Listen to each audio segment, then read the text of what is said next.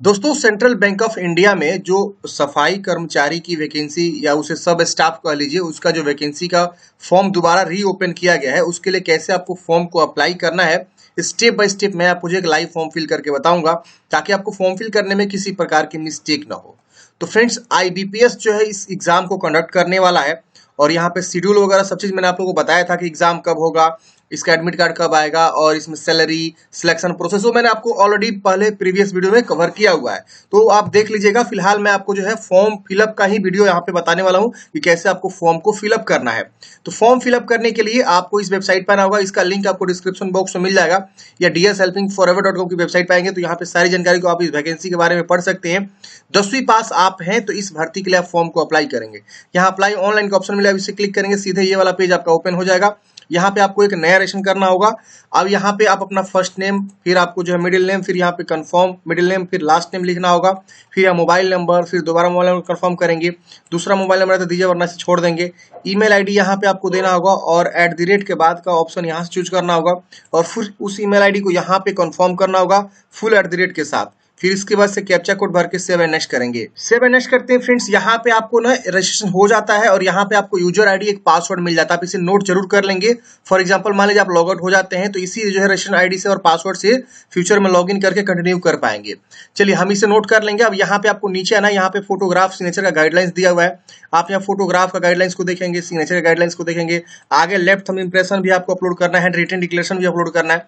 तो ये सब चीज आप देख लेंगे। उसके बाद से यहाँ पे आपको फोटोग्राफ चूज कर लेना है और इसको कंफर्म कर लेना है। सिग्नेचर चूज कर लेना है, इसे कंफर्म कर लेना है। सिग्नेचर कैपिटल लेटर में नहीं होना चाहिए, ब्लॉक लेटर में नहीं होना चाहिए, ध्यान रहे।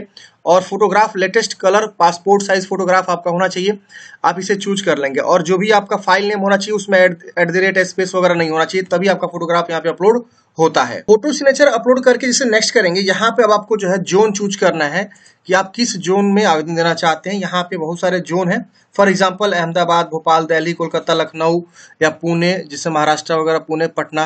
तो आप मान लीजिए हम पटना चूज करते हैं। यहाँ रीजन आएगा कि दरभंगा, मोतिहारी, मुजफ्फरपुर, आप किस रीजन में आवेदन, पटना, सीवान, जो भी है आप किसी भी रीजन का चुनाव कर सकते हैं। ध्यान रहे जिस भी रीजन का आप चुनाव कर रहे हैं ना, वहां का लोकल लैंग्वेज आपको आनी चाहिए, ये विशेष ध्यान देना है। फॉर एग्जाम्पल आप मान लीजिए यहाँ पे पुणे चूज करते हैं तो आपको मराठी आती ही नहीं है, फिर आप पुणे मत चूज करिएगा, ध्यान रहे।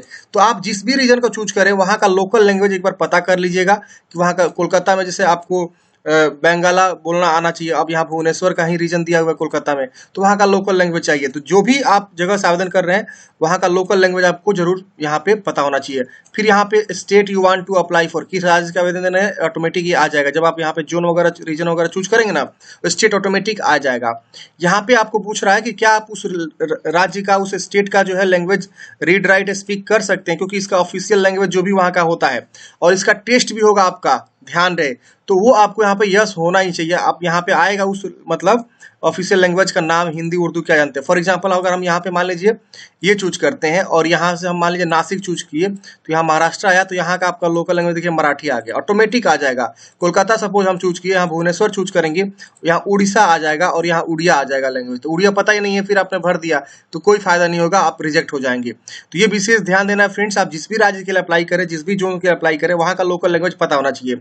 फिर यहाँ पूछ रहा है कि are you local residence of state territory do you want to, मतलब जहां से आप अप्लाई कर रहे हैं वहां का आप लोकल निवासी हैं। अगर है तो हाँ कर दीजिएगा, नहीं तो आप नो भी कर सकते, कोई दिक्कत नहीं होने वाला है। अब यहाँ पे आपको पूछ रहा है कि have you applied the recruitment process of सफाई कर्मचारी, इतना मतलब 2012-13 में जो वैकेंसी आई थी उसमें भी आपने फॉर्म को आवेदन किया था जिसका जो है रिक्रूटमेंट प्रोसेस कंप्लीट नहीं हो पाया था। अगर किए थे तो यस करेंगे, नहीं किए तो नो करेंगे। यहाँ से अपना कैटेगरी चुनाव करेंगे, जो भी आप कैटेगरी से बिलोंग करते हैं अपना कैटेगरी जो यहाँ से चुनाव कर लीजिएगा। अब यहाँ पे पूछ रहा है कि आप विकलांग है तो यस करेंगे वरना नो करेंगे। ये सब विकलांग पर्सन के लिए ऑप्शन है, आप इसे देख लेंगे। हमारे केस में सब डिसेबल है। यहाँ पे अगर आप स्पेशल विकलांग है तो यहाँ पे यस करेंगे, आपको स्क्राइब चाहिए वगैरह तो, नहीं तो आप इसे नो कर देंगे। यहाँ पे एक्स सर्विसमैन तो यस करेंगे वरना नो करेंगे। ये डिसेबल्ड एक्स सर्विसमैन है तो यस करेंगे वरना नो करेंगे। यहाँ पे और भी बहुत सारे ऑप्शन है। यहाँ डिपेंडेंट सर्विसमैन किल्ड एक्शन, इस तरह के आप जो है डिपेंडेंट है तो यस वरना नो करेंगे।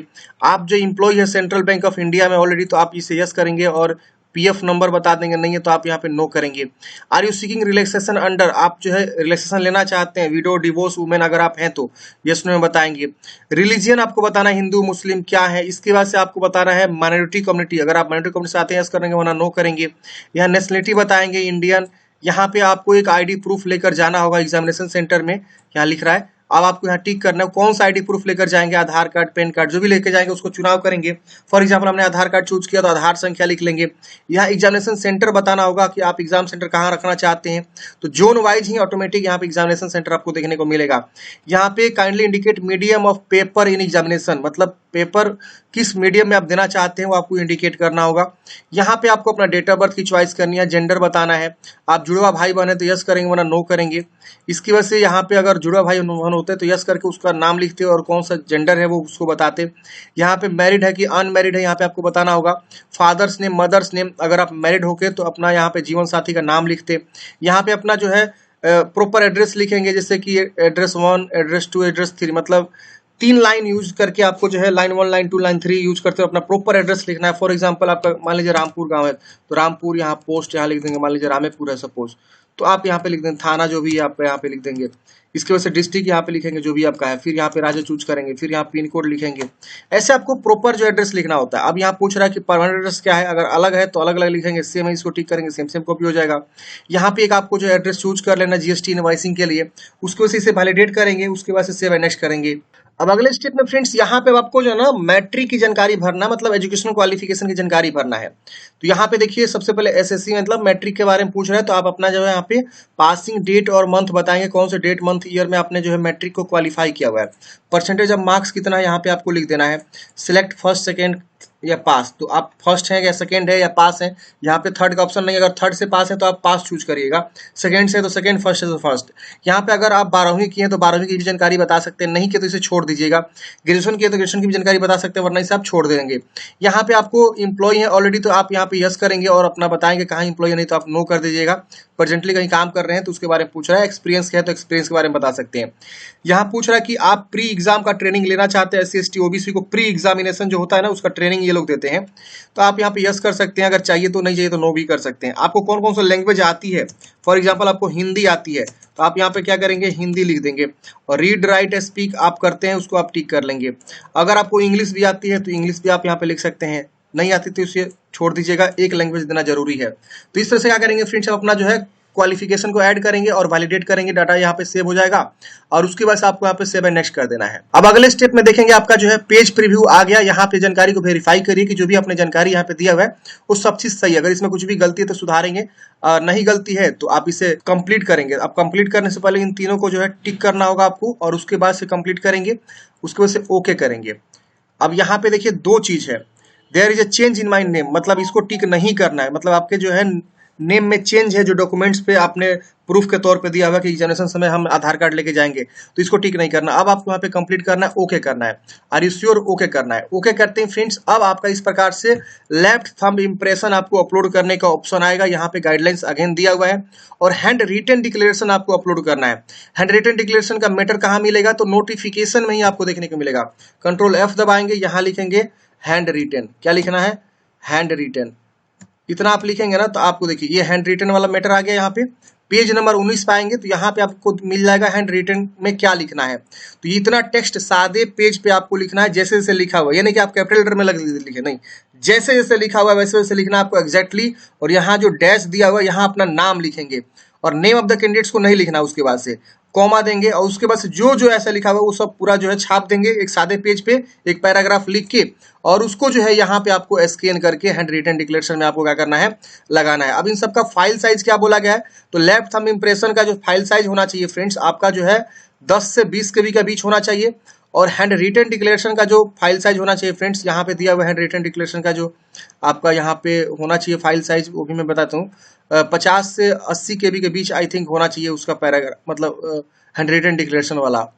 तो ये आपका फाइल साइज होता है, एक बार देखना पड़ेगा अच्छे से हैंड रिटन डिक्लेरेशन का। यहाँ पे ये देखिए 50 से 100 KB के बीच आपका जो है हैंड रिटन डिक्लेरेशन का जो है यहाँ पे डायमेंशन आपको दिया गया है। इस फाइल साइज में आप क्या करेंगे, लगाएंगे। तो यही चीजें हैं फ्रेंड्स, आप यहाँ पे क्या करेंगे, चूज करके अपलोड कर देंगे, इस पे क्लिक करेंगे, आपको चूज करने का ऑप्शन आएगा, यहाँ क्लिक करेंगे, उसको चूज करने का ऑप्शन आएगा, फिर सिक्योरिटी कोड को भर के सेव एंड नेक्स्ट करेंगे। सेव एंड नेक्स्ट करते हैं फ्रेंड्स, यहाँ पे आपका एप्लीकेशन फीस शो करेगा 850 रुपए लग रहा है फ्रेंड्स जनरल ओबीसी को, और SC/ST फीमेल को 175 रुपए लग रहा है। आप कैप्चा कोड भर के यहाँ पे आपको सबमिट करना है, आर यू श्योर, ओके करना है। ओके करते हैं, पेमेंट गेटवे पे लेकर आएगा।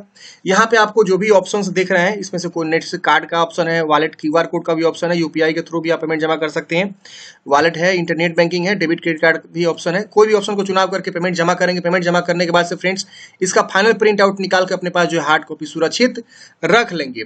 अगर मान लीजिए आप इससे पहले फॉर्म भरे हैं तो आपको दोबारा फॉर्म भरने की आवश्यकता नहीं है, ये ऑलरेडी नोटिफिकेशन में यहाँ पे लिखा हुआ है। तो नया नोटिफिकेशन डाउनलोड करने के लिए फ्रेंड्स आपको आना होगा इस वेबसाइट पे dshelpingforever.com की वेबसाइट पे, और यहाँ पे आप आएंगे तो यहाँ पे आपको देखने को मिल जाएगा रीओपन नोटिफिकेशन, इस पे क्लिक करेंगे, सीधे आपका ये वाला नोटिफिकेशन डाउनलोड होगा। और यहाँ पे जो भी कोर्ट वगैरह का दिक्कत हुआ था, आपको पता होगा कि ये वैकेंसी रद्द हुई थी, तो यहाँ पे आप देखेंगे नया डेट वगैरह यहाँ पे दिया हुआ है, और यहाँ पे कब आपका एग्जाम होगा, PT का यहाँ पे ट्रेनिंग वगैरह, कॉल लेटर कब आएगा, जुलाई अगस्त में आपका जो है एग्जाम होने की पूरी संभावनाएं हैं, और रिजल्ट आपका अगस्त में आ जाएगा। आपकी जो है प्रोविजनल सिलेक्शन अक्टूबर 2024 में ही हो जाएगा। तो जो भी लोग पहले से फॉर्म भर चुके हैं उनको घबराने की आवश्यकता नहीं है, उनका फी वगैरह रिफंड नहीं होगा, उनको जो है रिटन एग्जाम होगा और उनको तैयारी करना होगा।